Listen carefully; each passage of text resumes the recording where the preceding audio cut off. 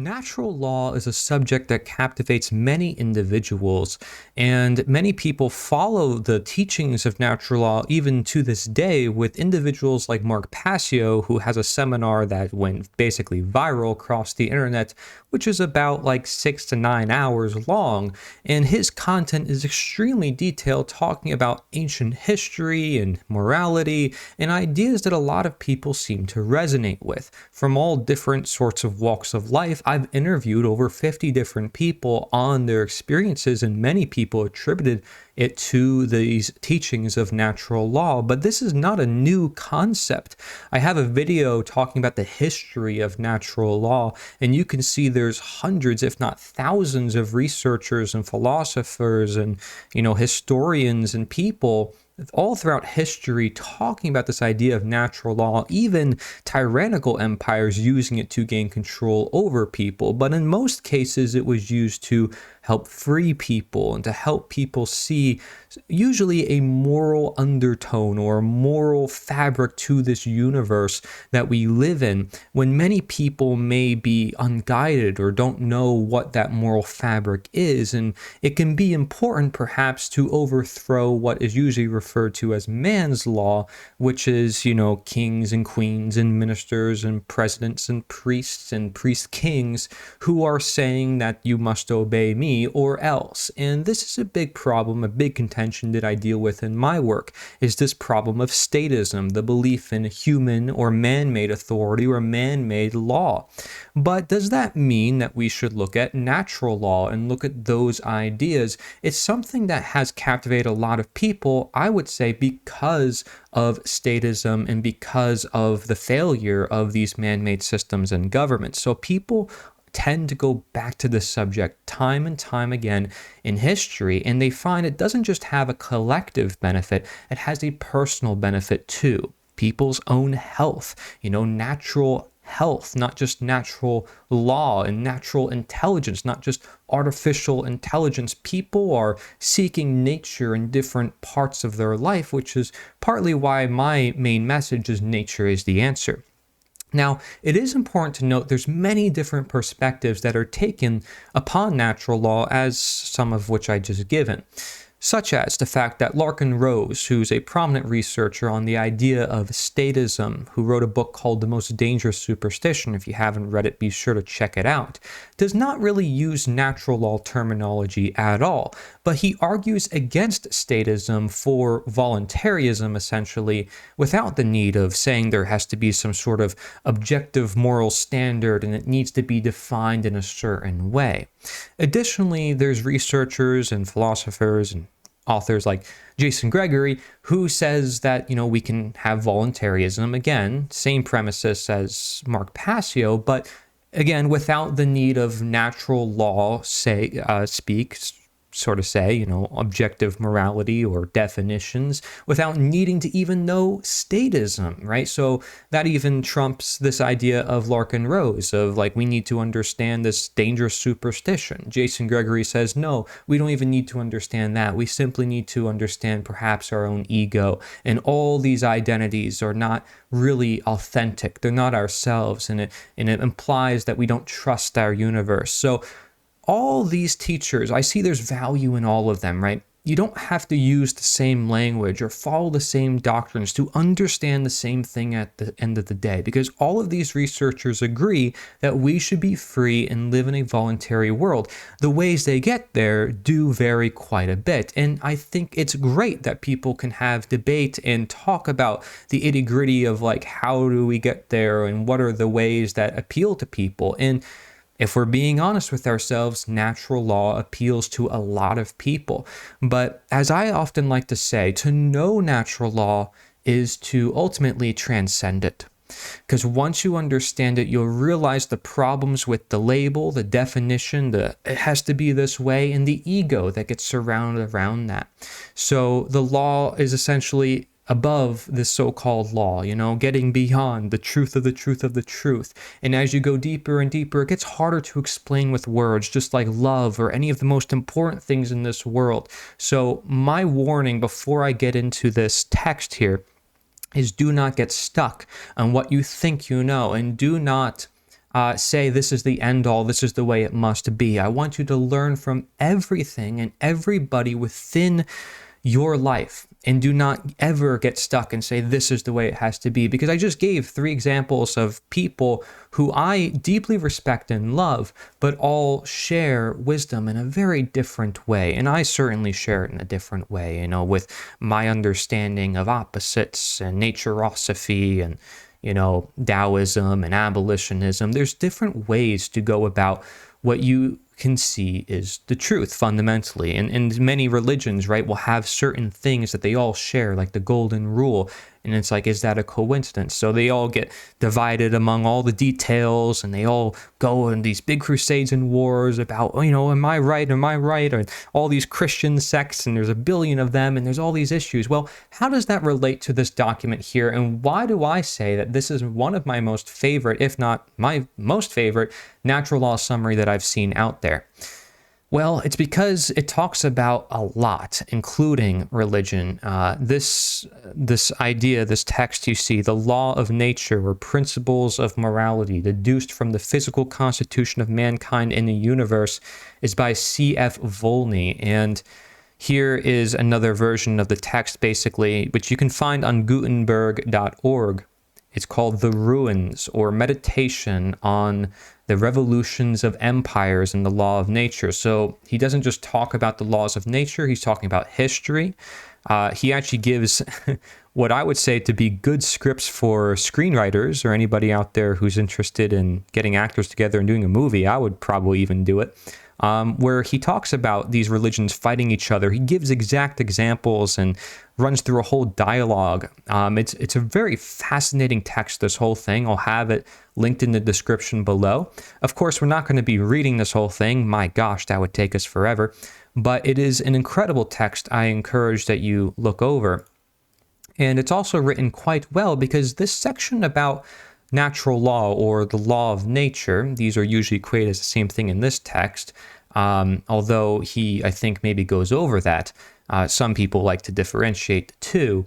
I like the way it's formatted. You see, it's a Q&A format, and I think that is really powerful, because somebody can potentially take the answers and the questions and make them into PowerPoint slides, just as Mark Passio did for his natural law seminar. Not saying he did it in a Q&A fashion, but he put it in such a nice way, a nice layout. And most people responded to those videos saying, Mark was just speaking to what I already felt I believed inside, like already what I knew instinctively but could not bring to the surface. Like intuitively I knew this, but I could not put it into words. And he put it into all these fancy little things. But again, that doesn't mean you get stuck and say that's the way it has to be. And I could show you many examples of natural law teachers throughout history with slight variance on different things, and most did not define morality, although they were promoting morality. And that's an important distinction to understand.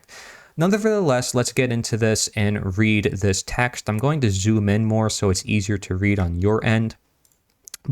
And we may, not go over this whole thing. I think it's a bit much, perhaps, but I want you to check this out. So what is the law of nature? It is the constant and regular order of events by which God governs the universe, an order which his wisdom presents to the senses and reason of men as an equal and common rule for their actions to guide them without distinction of country or sect towards perfection and happiness.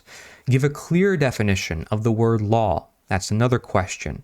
His answer, the word law, taken literally, signifies lecture, because originally ordinances and regulations were the lectures, preferably to all others made to the people, in order that they might observe them and not incur the penalties attached to their infraction.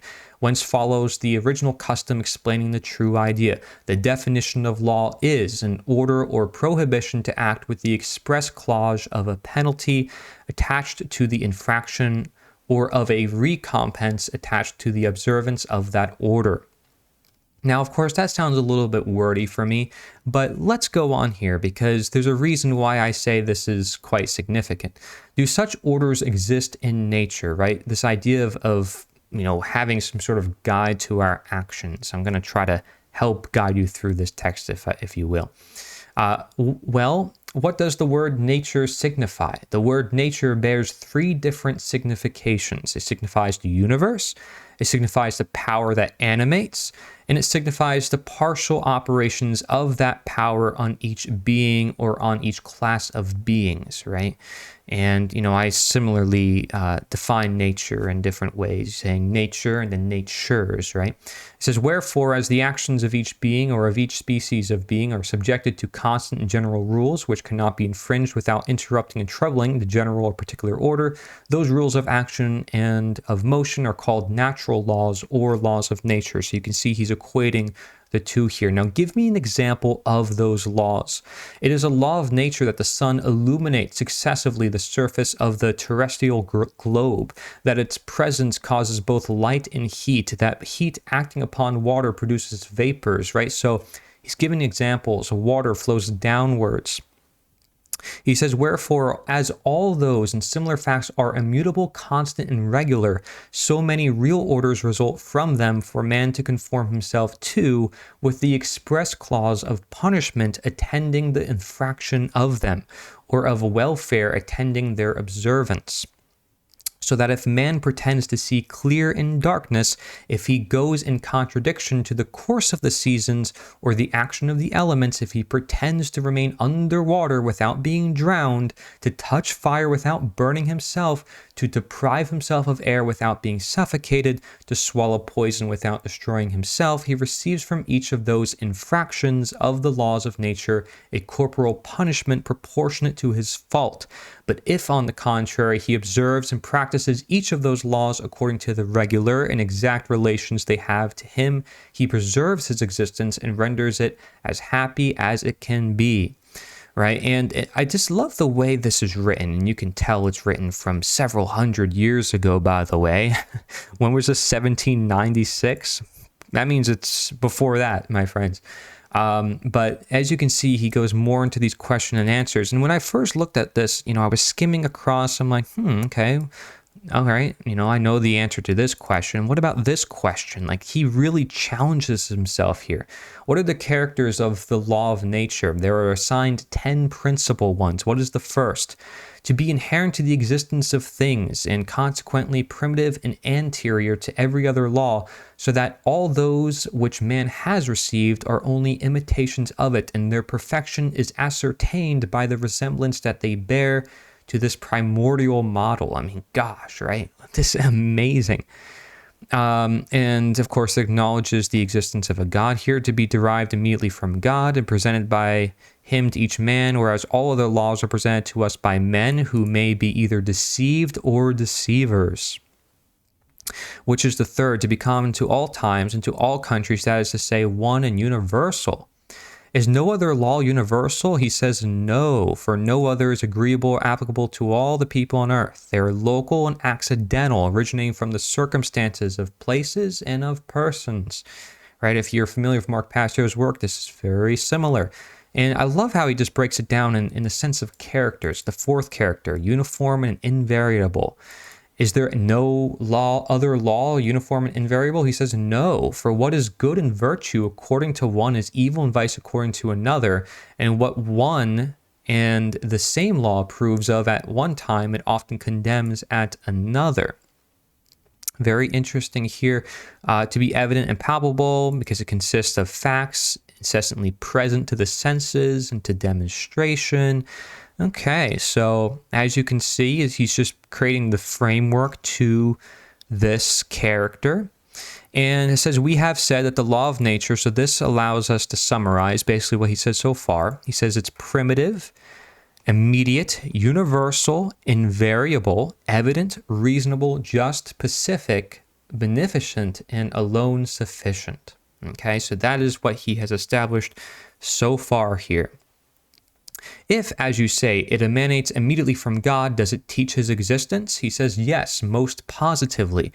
For to any man whatever who observes with reflection the astonishing spectacle of the universe, the more he meditates on the properties and attributes of each being, on the admirable order and harmony of their motions, the more it is demonstrated that there exists a supreme agent, a universal and identic mover, designated by the appellation of God, and so true it is that the law of nature suffices to elevate him to the knowledge of God, and that all which men have pretended to know by supernatural means has constantly turned out ridiculous and absurd, and that they have ever been obliged to recur to the immutable conceptions of natural reason. So this is a deist case for God, right? Which is saying we can understand God through natural law, through nature, and we don't need religion for that. In fact, he's basically saying that by supernatural means, you're kind of deceiving yourself of believing in all those religions, whereas we can understand God through natural reason.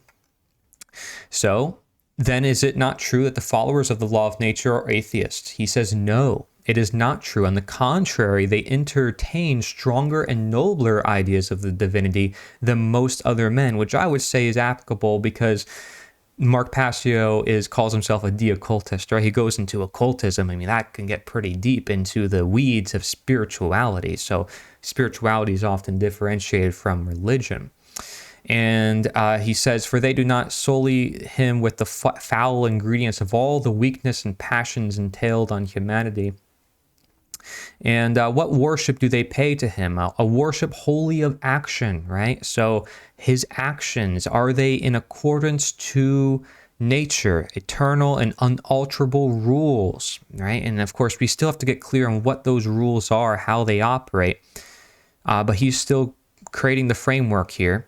Was the law of nature known before this period? It has been at all times spoken of. Most legislators pretend to adopt it as the basis of their laws, but they only quote some of its precepts and have only vague ideas of its totality. I would say that's still happening today. Many people referencing to the idea of natural rights, but unable to define what a right is. And I like there's just this next question. It says, why? Because though simple in its basis, it forms in its developments and consequences a complicated whole, which requires an extensive knowledge of facts joined to all the sagacity of reasoning. Does not instinct alone teach the law of nature? He says, no. For by instinct is meant nothing more than the blind sentiment by which we are actuated indiscriminately towards everything that flatters the senses. Why then is it said that the law of nature is engraved in the hearts of all men? So that I think is a quote from the Bible, but they're taking this as saying, hey, it's within the reason of people. It's within people. It's not within the Bible. The Bible's pointing to nature, but it's ultimately nature. It's ultimately you. And so why is it engraved within us? It's said for two reasons. First, because it has been remarked that there are acts and sentiments common to all men, and this proceeds from their common organization. Secondly, because the first philosophers believed that men were born with ideas already formed, which is now demonstrated to be erroneous. So isn't that interesting? So acts and sentiments common to all men proceeds from their common organization. We'll still talk about this. Philosophers then are fallible? He says, yes, sometimes. Why so? First, because they are men. Secondly, because the ignorant call all those who reason right or wrong, philosophers. Thirdly, because those who reason on many subjects and who are the first to reason on them are liable to be deceived. And then there's a question, if the law of nature not be written, must it not become arbitrary and ideal?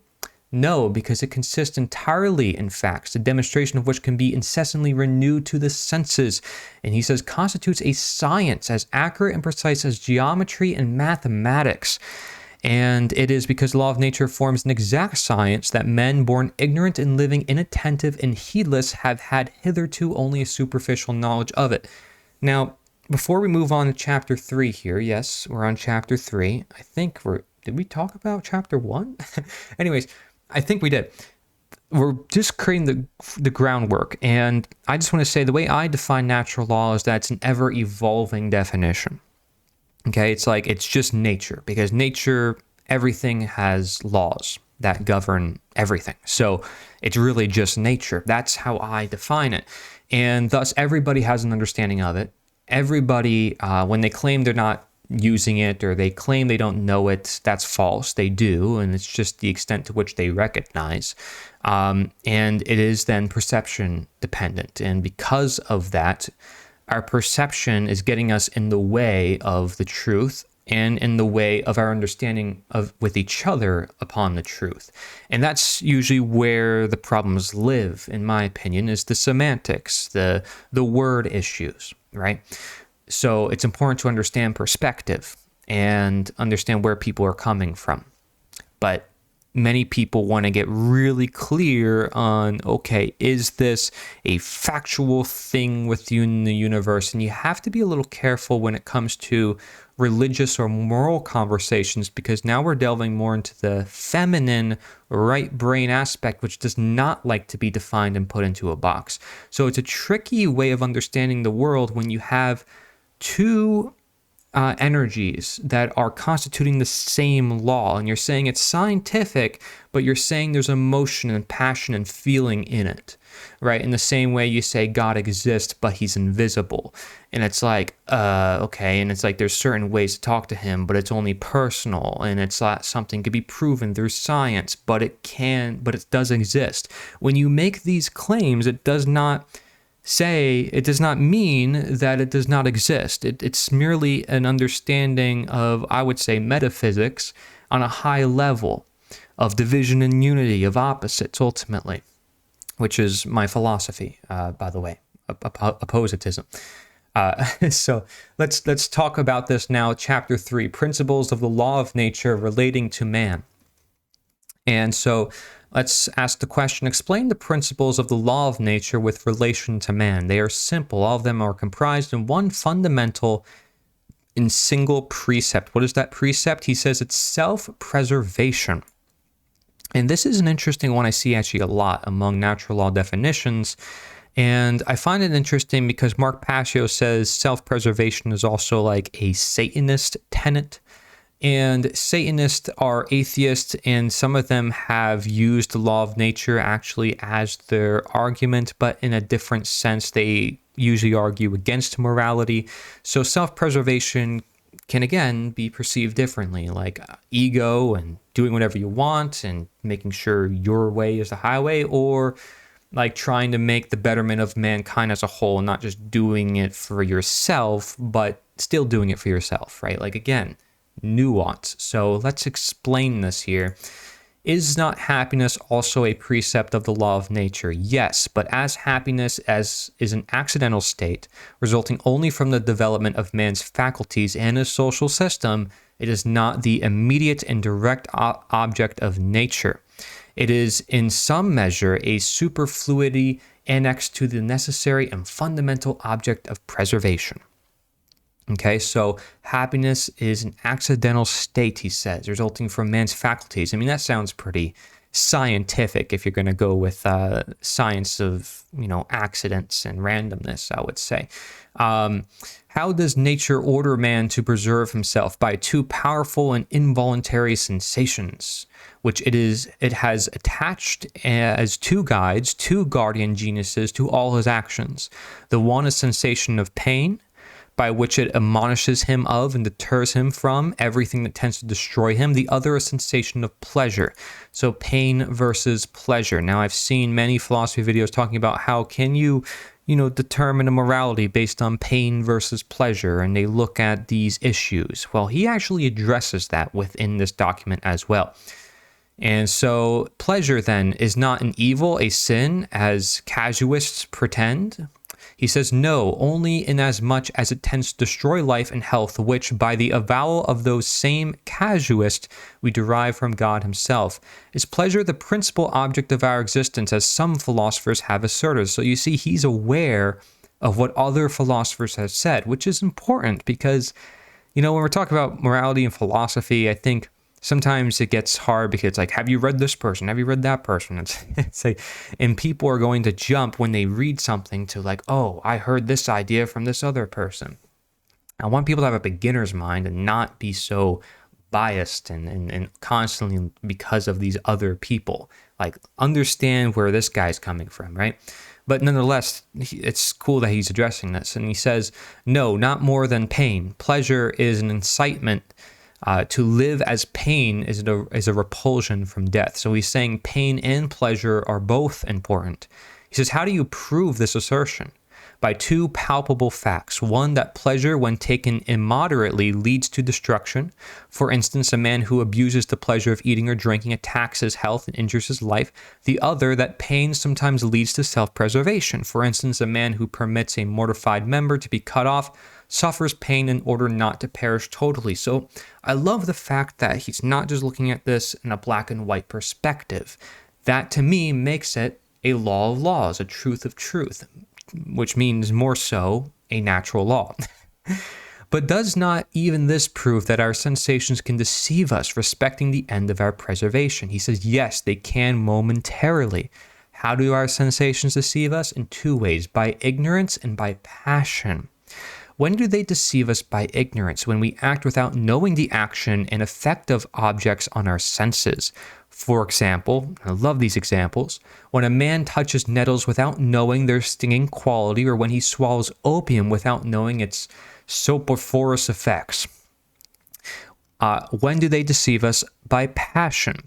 When conscious of the pernicious action of effects of objects, we abandon ourselves, nevertheless, to the impetuosity of our desires and appetites. For example, when a man who knows that wine intoxicates does nevertheless drink it to excess. So ignorance and passion. What is the result? That the ignorance in which we are born and the unbridled appetites to which we abandon ourselves are contrary to our preservation, that therefore the instruction of our minds and the moderation of our passions are two obligations, two laws which spring directly from the first law of preservation. So it's a way of keeping ourselves in check. But being born ignorant, is ignorance not a law of nature? What a great question to follow up, by the way, just want to say. He says, no more than to remain in the naked and feeble state of infancy. Far from being a law of nature, ignorance is an obstacle to the practice of all its laws. It is the real original sin. And I love that because the main precept in naturosophy, the philosophy I created, is that ignorance is evil and knowledge is good. And that could even mean the knowledge of ignorance or the knowledge of what you don't know, right? But that basically is agreeing 100% with my understanding of this. And again, this is my favorite summary. I'm biased. You know, there's many other natural law summaries out there. This is my favorite.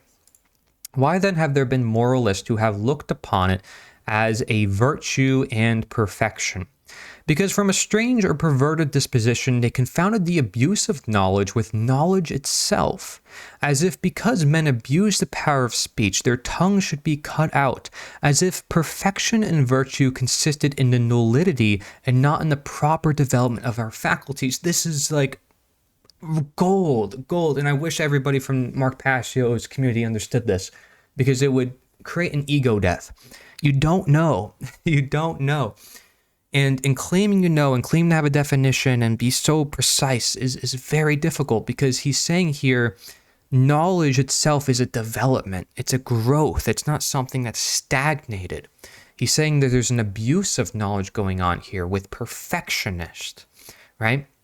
I think Mark Passio's producer told me a quote which said, don't confuse the good with perfection.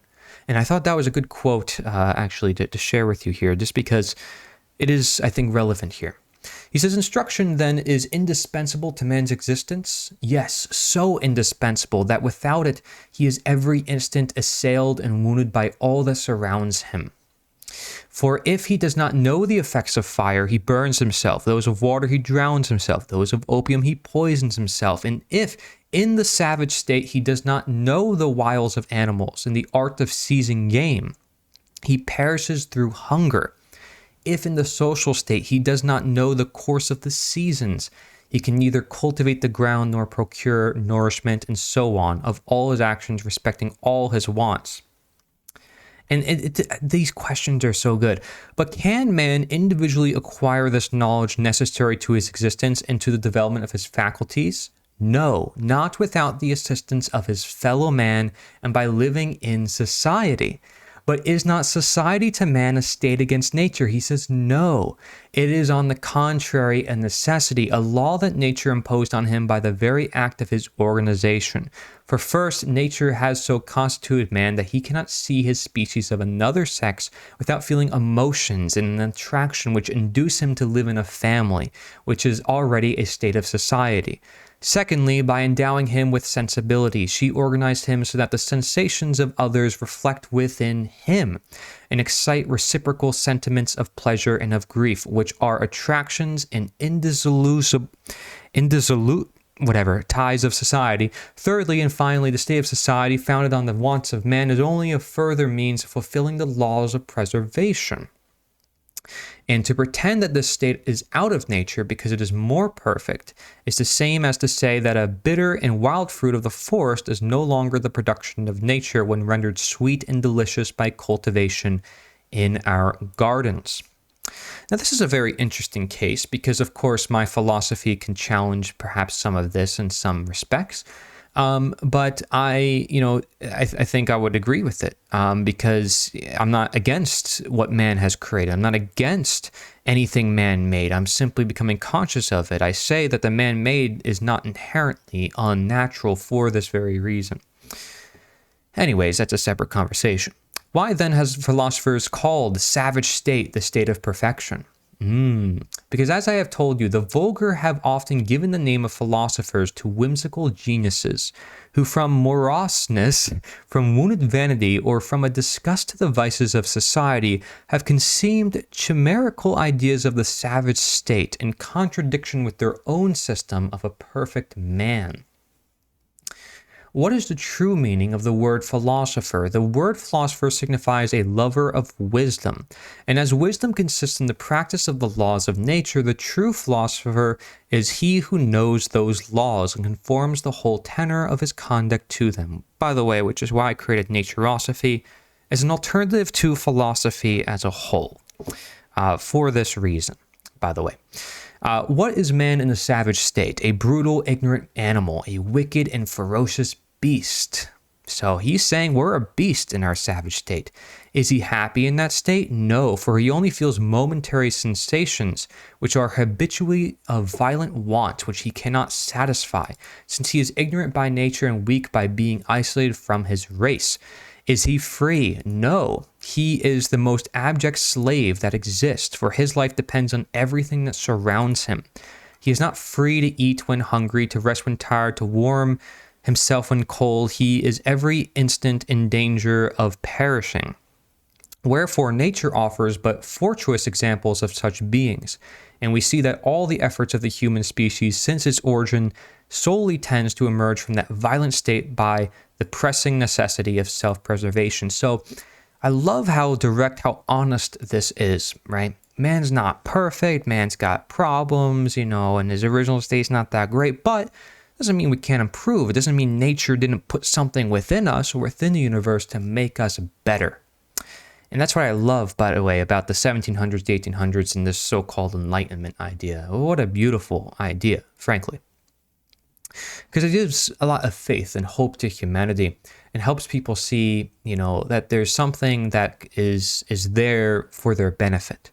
And whether they call it God or a law, or whether it's internal or external, it's there. And it's a beautiful thing to know that.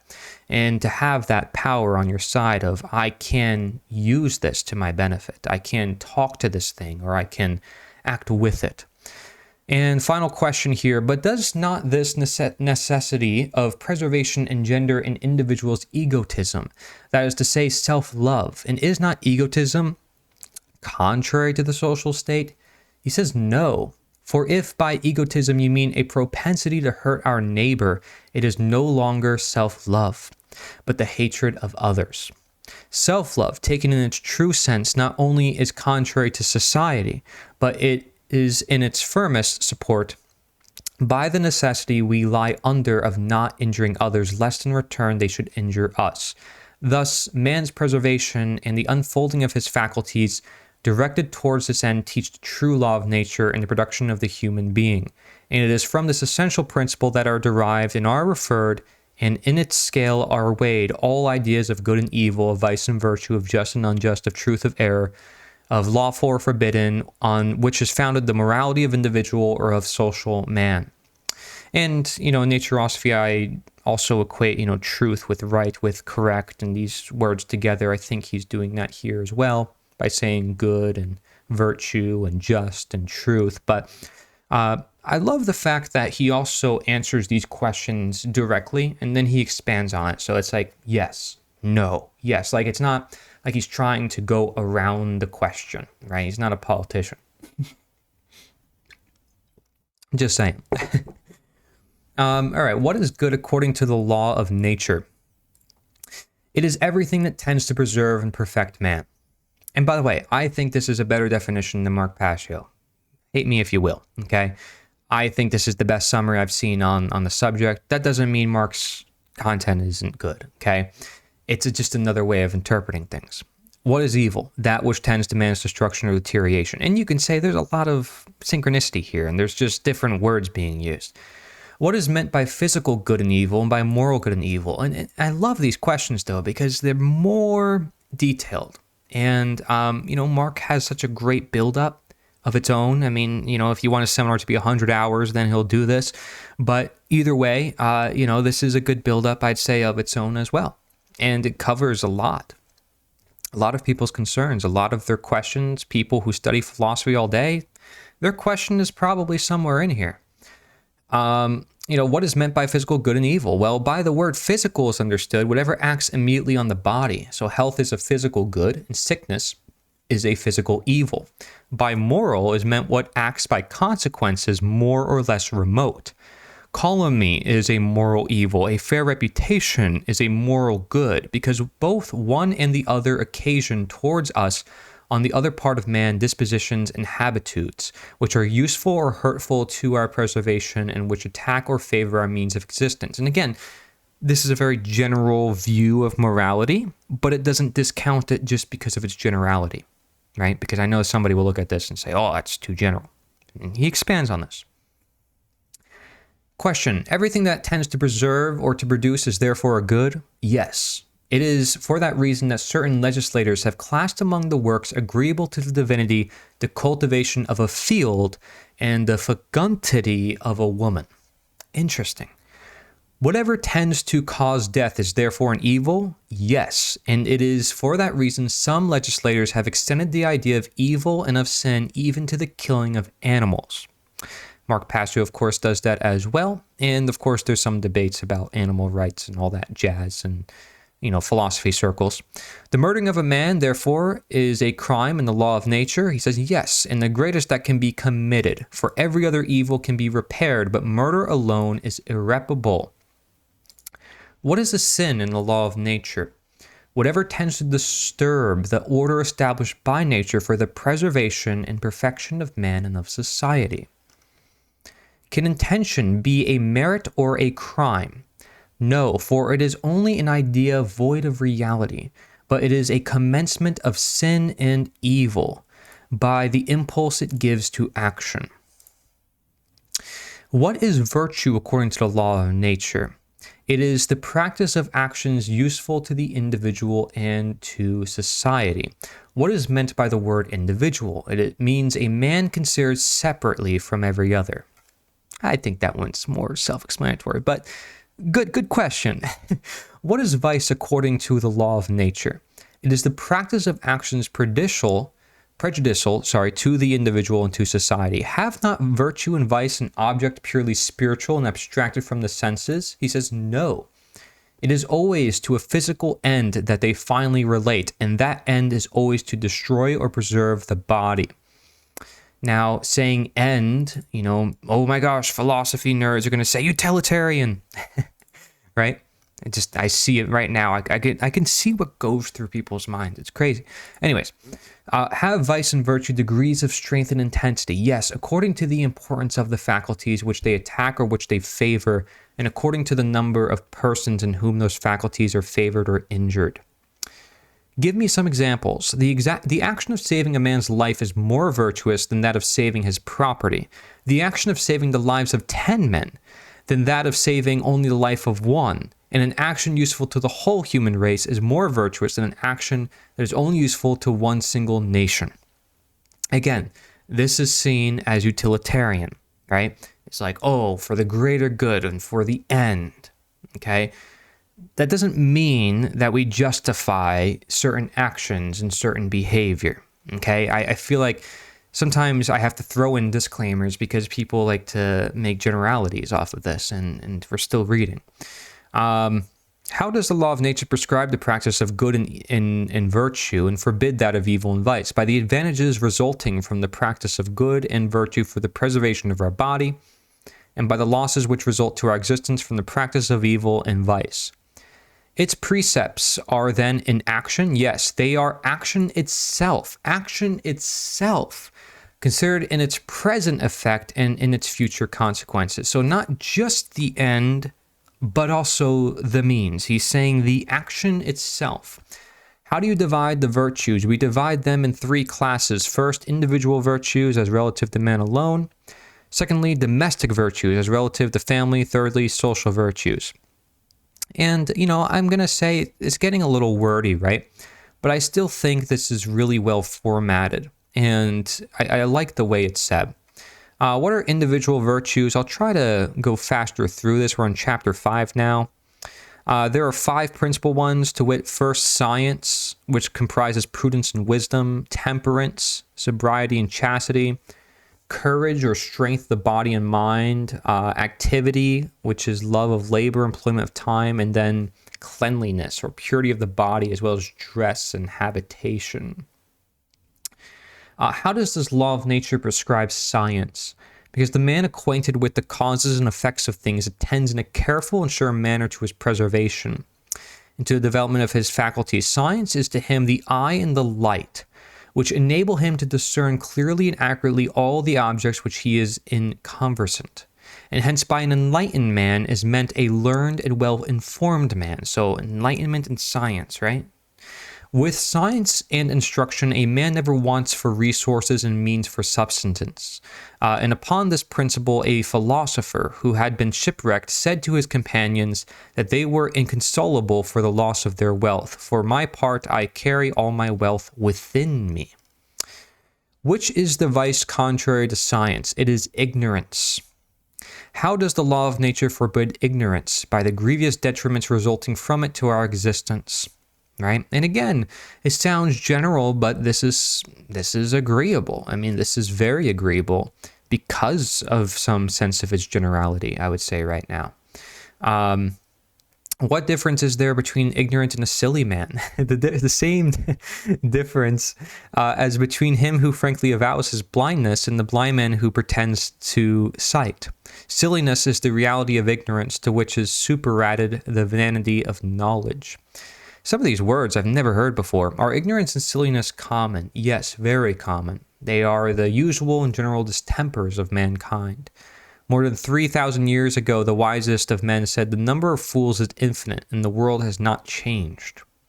What is the reason of it? Because much labor and time are necessary to acquire instruction, and because men born ignorant and indolent find it more convenient to remain blind and pretend to see clear.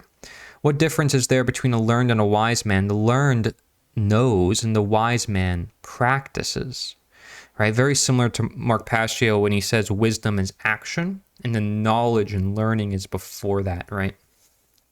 What is prudence? It is the anticipated perception, the foresight of the effects and consequences of every action, by means of which foresight man avoids the dangers which threaten him. While he seizes on and creates opportunities favorable to him, he thereby provides for his present and future safety in a certain and secure manner. Whereas the imprudent man who calculates neither his steps nor his conduct nor efforts nor resistance falls every instant into difficulties and dangers which sooner or later impair his faculties and destroy his existence. And there's many people. They fall down this route, they get, full of drugs, they go down prisons, they get out of prison, they go back in prison. There's people who are in many different loops and they can't get themselves out of it, right? So it's a tough way of navigating. And when you are working with nature and the laws of nature and everything's going with you, you kind of feel like you're attracting what you want. which I think is partly why, Mark Passio calls it the law of attraction as well. Final question for this chapter. When the gospel says, happy are the poor of spirit, what does it mean, the ignorant and imprudent? No, for at the same time that it recommends the simplicity of doves, it adds the prudent cunning of serpents. By simplicity of mind is meant uprightness, and the precept of the gospel is that of nature. Temperance. What is temperance? Regular use of our faculties, which makes us never exceed in our sensations. The end of nature to preserve us is the moderation of the passions. I feel like a lot of these words have been lost. And in moral talks, people are not talking about prudence and temperance, or vice and virtue and passions. I feel like the understanding that was achieved in the 1700s, 1800s was very deep in regards to morality among these individual philosophers. And in revisiting them, you're just like, wow, I mean, incredible stuff, right? So, he's talking about all sorts of things. Does the law of nature prescribe sobriety? By its powerful influence over health, the sober man digests with comfort. He is not overpowered by the weight of ailments. His ideas are clear and easy. So I love this idea of health being a signifying factor of natural law. I would say that, to me, is the greatest evidence there is, using evidence for some sort of effects or natural law type of behavior, is saying health, because I believe there's a blueprint in the body. There's a way the body is designed. And we don't have a way or term of describing that. Like, do we call it the natural law of the body or physiology? Like, what do we call it? But this has been modified a lot through genetics and through all sorts of modifications in food and stuff in ways we don't know. But natural medicine teaches us that there's a blueprint that's there, that we can work with what is there, and things restore themselves when we let things be. And so when you understand that, it's like, there's a law of nature that we need to conform by, and there's a law of nature because everything man does is opposite to that, and man has to work with nature rather than against it. So health, to me, is really encapsulating what natural law is in regards to the effects, I would say. I would say that's my favorite way of interpreting it, and it's used here, I'd say, quite a bit. How does it prohibit gluttony? By the numerous evils it is attached to, right? So explaining different things. Drunkenness. Does the law of nature interdict absolutely the use of wine? No, it only forbids the abuse. But as the transition from the use to the abuse is easy and prompt among the generality of men, perhaps the legislators who have prescribed the use of wine have rendered a service to humanity, right? And so, there's this idea of, legislators and statism. It's separate from this, of course, but it's like, where's their role? Like, where's the role of man's law? Like, that can get a bit more complicated. Does the law of nature forbid the use of certain kinds of meat, of certain vegetables on particular days? It says, no, it absolutely forbids only whatever is injurious to health. Its precepts in this respect vary according to persons.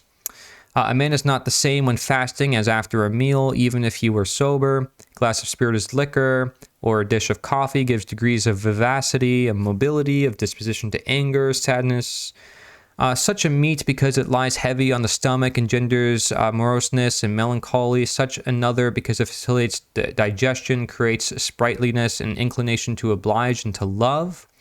The use of vegetables, because they have little nourishment, enfeebles the body. So I love, again, seeing the nuance here, the good and the bad in everything, right? Now from the habituates of ailment result habits of constitution and of the organs, which form afterwards different kinds of temperaments, each of a particular characteristic.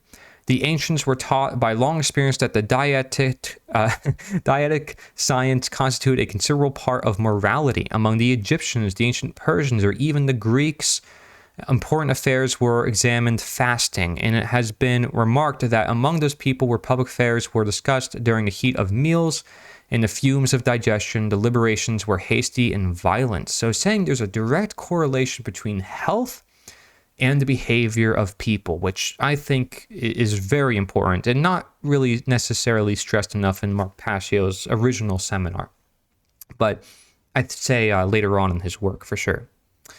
Does the law of nature prescribe continence?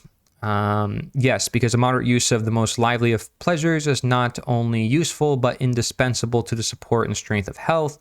And so it just goes through each of the following and gives a very nuanced perspective on everything, which I think is quite good. Does the law of nature extend so far as to sculptures of desires and thoughts? Thoughts and desires inflame the senses and soon provoke to action. Now, by another law of nature and the organization of our body, those actions become mechanical wants, which recur at certain periods of days or weeks. The want is renewed of such an action or such a secretion. If this action and secretion be injurious to health, the habitude of them becomes destructive of life itself. Thus, thoughts and desires have a true and natural importance. Should modesty be considered as a virtue? Yes, because modesty, in as much as a shame, maintains the soul and body and all those habits useful to good order. All right, so of courage and activity. All right, I'm going to be going upon this cleanliness. I think, this is all very, very good, very well said. Domestic virtues. Let's see if there's anything else here. What is society? People living together. All right, here we go. I think these are more curious questions. We'll stop here because we're almost at the hour mark. What is the fundamental principle? And he says justice, which alone comprises all the virtues of society. And of course, many people refer to natural law as just another word for saying justice. I'd say Larkin Rose does that. Lysander Spooner does that. He says it's the science of justice. And why do you say that justice is the fundamental and almost only virtue of society? Because it alone embraces the practice of all the actions useful to it, because all the other virtues under the denominations of charity, humanity, probity, love of one's country, sincerity, generosity, yada yada, it says they all have applications of the axiom, do unto not to another what you would wish to be done unto yourself, which is the definition of justice. So he equates the golden rule to justice, to essentially natural law, which is a common theme among a lot of natural law people.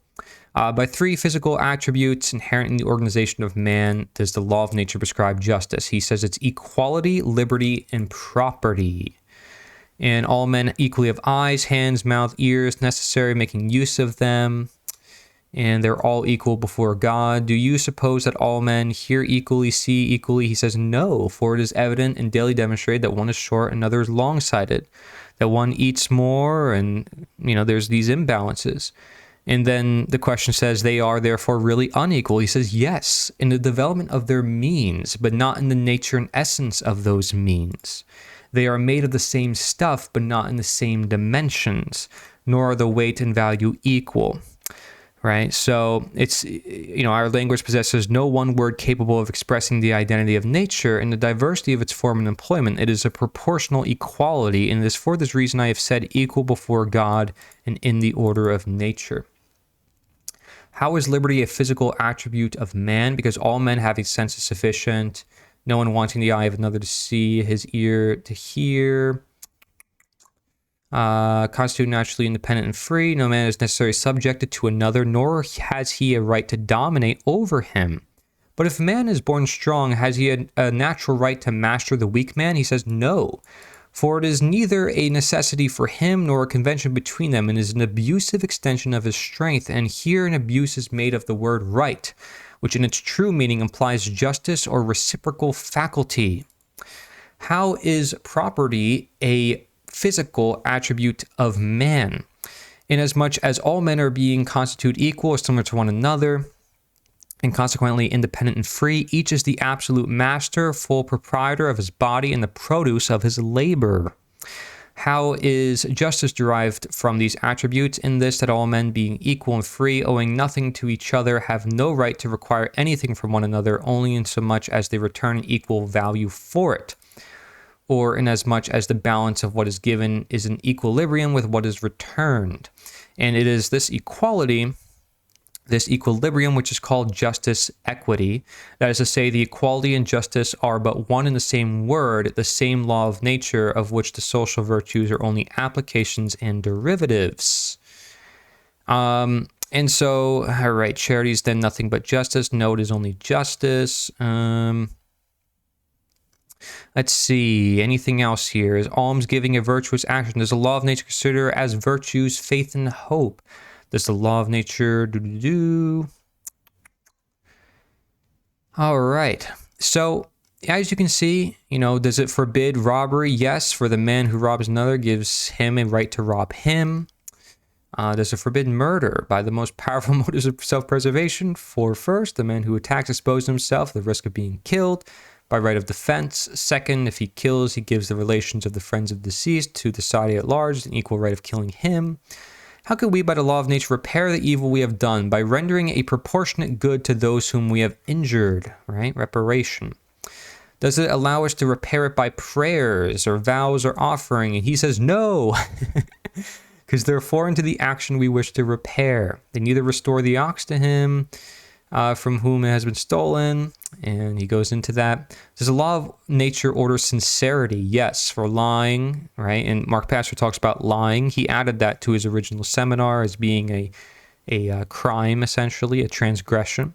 Does it prescribe mildness and modesty? Yes. Does it prescribe humility as a virtue? He says no, for it is a propensity in the human heart to despise secretly everything that presents to it the idea of weakness. And self-debasement encourages pride and oppression in others.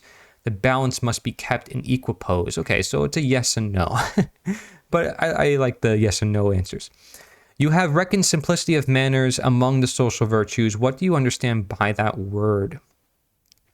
I mean by restricting our wants and desires to what is truly useful to our existence of the citizen and his family. That is to say, the man of simple manners has but few wants and lives content with a little. How is this virtue prescribed to us? By the numerous advantages which the practice of it procures to the individual and to society. Right? So, very interesting. What do you mean by the word country? Is luxury a vice? What do we conclude from all this? I conclude from all the social virtues are only habitude of actions useful to society and to the individual who practices them. So, I mean, this is fascinating stuff, and I hope you guys really enjoyed this. This is definitely a really cool perspective on the laws of nature and looking at many other writers as well. Again, this goes on many different ways. He talks about, look, even zodiacs and constellations. What's going on here? There's some letters here. I don't know what the rest of this is, but I'll be honest, it's very nice to see, all this knowledge compiled together in this one document, and I'll have it linked for you guys in the description below. If you joined me, thank you. I suggest anybody out there who's a teacher of this knowledge, maybe, use this for your own seminars, maybe some excerpts, because it can be very handy, I would say, to, people's concerns and their questions. Thank you very much for watching. This is Corey Angelat. Nature is the answer.